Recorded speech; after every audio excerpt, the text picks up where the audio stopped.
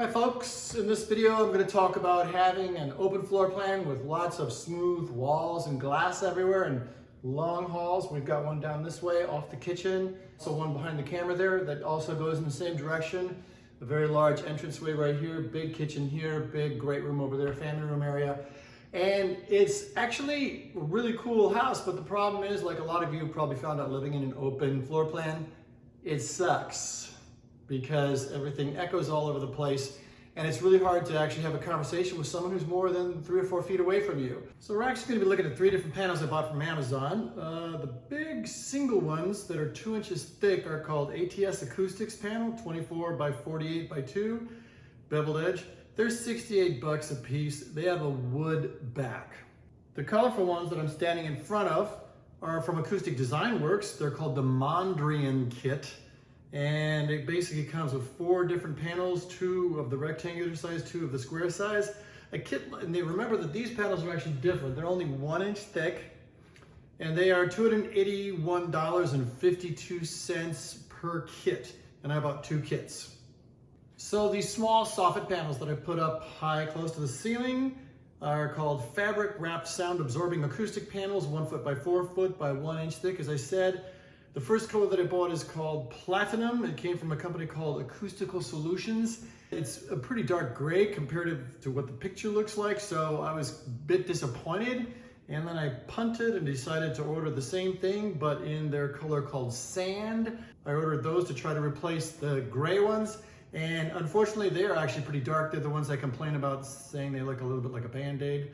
And I kind of wish that those were in more of an ivory color, like this panel over here, or the big, thick, 2 inch thick 2 by 4 panels that we got from ATS Acoustic Panels. Normally they don't come with these little mounting brackets that I made that stand them off from the wall. But I know from my recording engineer history that this is necessary in order to catch the much larger sound waves. And so I put up these panels. They're basically all made out of this sort of probably relatively inexpensive, looks like maybe fiberglass-ish insulation stuff.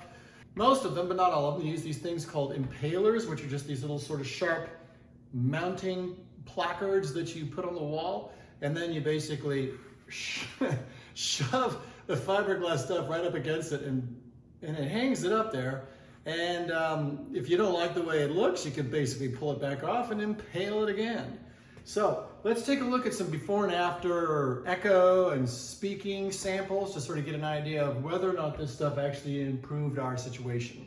Okay, this is the first room that's going to get the treatment for the soundproofing panels. I'm going to put basically a group of 3 or 4 like artistic looking ones right there in this wall, a single panel right here, a larger panel, a group of panels there, a single panel probably over there somewhere.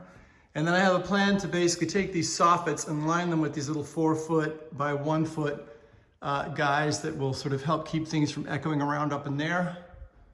What we're gonna try to do right now is, there's soffits everywhere with hard surfaces. So, what I'm gonna do right now is try to see if I can do a little bit of a benchmark clapping test. And we'll do a before and after and see how things are. Okay, the first benchmark clapping test is me standing in the exact same place I'm going to for the next test. Standing back here, I'm gonna clap. Here we go.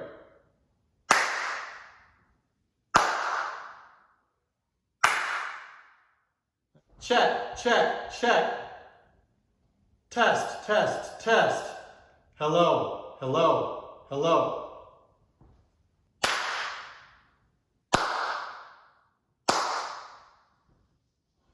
Check, check, check. Test, test, test. Hello, hello, hello. These are actually hung up using these funny little clips. I've got them offset from the wall so they'll catch some sound behind them. These are singles, but there are these groups that you buy, like in these color coordinated groups, like long, short, that kind of thing. And I have to put these on the wall using the same standoffs, but they don't have the silver Z clips that go in the back. They actually just go right up to the wall using a moly screw. And then on top of that, you put what they call an impaler. Trying to put these up by myself, it's not easy. Basically, I had this piece underneath here and I had to hold this level with one hand like this while I balanced myself, put this panel up here and then started pushing it in. And it's pretty good. Now I'm gonna try to put in the last panel here, which is a little square. Let's see if I can actually show you that. Here's the square, soft stuff on the back. And we're gonna carefully, so these blocks are gonna probably fall away because when I start pressing, and you can see that it's not perfectly, even these pieces themselves are not perfectly straight. So what I might do is compensate a little by pushing it over and start pushing in. Impale, impale, impale. And then as this impaling starts to happen, I can pull the blocks out of the way, impale. And get this big guy down, because he weighs a ton. This is some seriously dense pine. Pine is normally not heavy, but this thing weighs 3 or 4 pounds at least. Just that little piece. And pull this out. Why does it look low? It's weird. I wonder if this bent in the middle, literally, when I did that. So if you don't like the way it looks, you know, this is what the stuff looks like when it gets impaled, right, with these little teeth. You could literally pull it out and impale it again, see if you like it better. Oh, I think I see what's going on.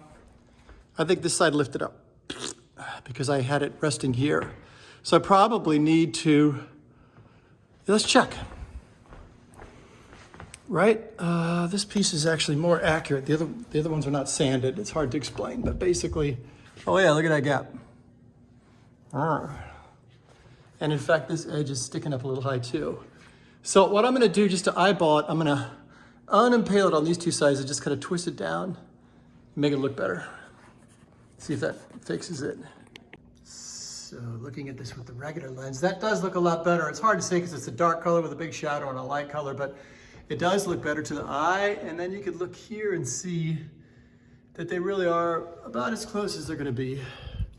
Hopefully people aren't gonna scrutinize this too hard. Let's zoom back a little bit. So now we're gonna do one on this wall, except on this wall, we're gonna have them go up and down instead of sideways. So I've got my holes drilled, basically using a level to go across the top and then dropping with a square edge down the sides in order to get these measurements over here and then verifying them against each other. I wanna show you something. I've got these standoffs basically, which hold things out from the wall, okay? There's 2 kinds. There's this kind with a really super deep countersink and one with not so deep, okay? And there's 2 things going on. I figured out from drilling in that each one of these holes here has actually hit a stud. Now I measured exactly from this wall and exactly from this wall the amount of distance minus the width I need for these guys, and I just happened to hit a stud. It's not like I'm looking for a stud. All the rest of these magically are not hitting a stud. But when I do hit a stud, there's no way that I can use a molly screw like this. Okay, so that's why this is countersunk so far in. This is a 3-incher. Now the thing I also found out was that you have to make sure that when this thing squeezes together and goes through the hole, that it can make it through the thickness of the wall here and then pop open. Otherwise it can't. So that was a bad surprise. I had to actually take these all and actually sink them in further. But when it comes to the 4 that I know for sure don't require that because they're going to use this big old giant lag screw, I don't need to countersink it very far. Okay, I've got all the standoffs in the wall. It's funny, it looks like I could climb this wall. The next thing I get to do is put in the old cleats, or what I call the impalers. Basically, these go into this pre-drilled hole. Half of them go like this, half of them go like this, basically so that you can get it held vertically this way, right? And then horizontally this way too. Okay, so I basically made sure to space it so that it was the width of my actual level above these guys.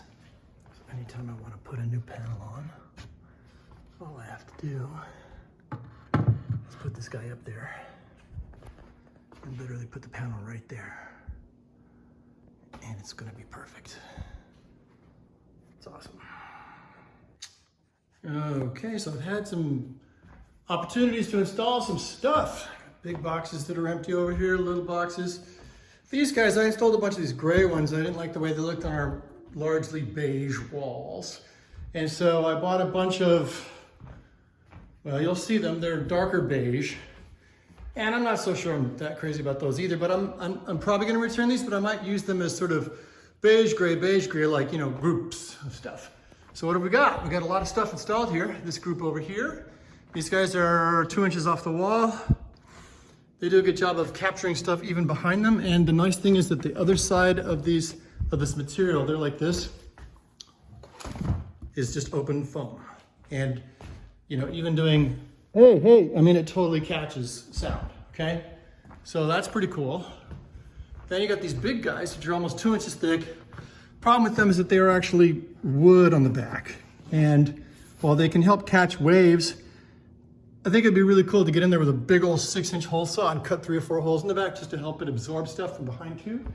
There's another one of those way back there by the bar, just to help start cutting down the echo over there. And as you can see, it's just a mass of wires. That's a 4-wire light controller, maybe even 5. So I didn't want to put anything there necessarily. I'm probably going to put something on either side of the screen. But for now, we've also got this group, which are the wall standoff ones with the bare foam backs. And then up here in the soffits, these used to be gray, now they're beige. I'm not sure if it's necessarily an improvement. We've got them there too, around the kitchen area. And then these 3 guys, as you can see, they kind of look like Band-Aids. I'm gonna put a couple here, boom, boom, boom, 3 more there, at least. And I kind of want to do something big over there and something big right there. The thing that you're gonna find once you get into this room and you notice that the sound has become less echoey, is that then you start to hear the echo that actually just only comes from the halls. So I'm gonna do my test again. I don't remember whether I had this door and that door open last time, but it makes a difference because these are huge cavities and there's lots of stuff going on in there. But we'll do it. Here comes the 3 claps.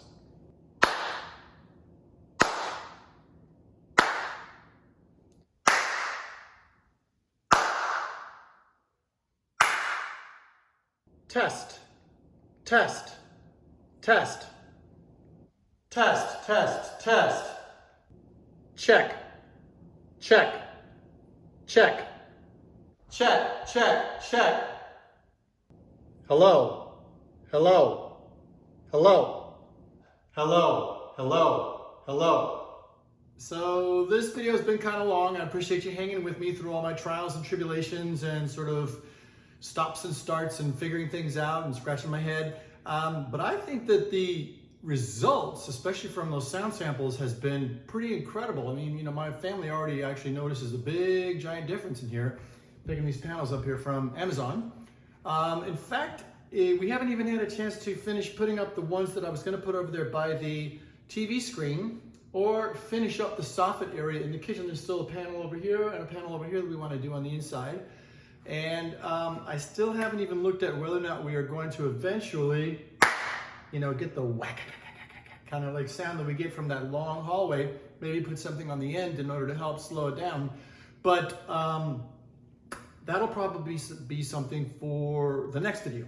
So in the meantime, if you get a chance to do one of these panel projects, I want you to chime in on the comments below and let me know how it went. And let me know if any of the stuff that I showed you in this video was helpful. And if you figured out any kind of cool tips that maybe I didn't use that I should try next time. All right, thanks a lot.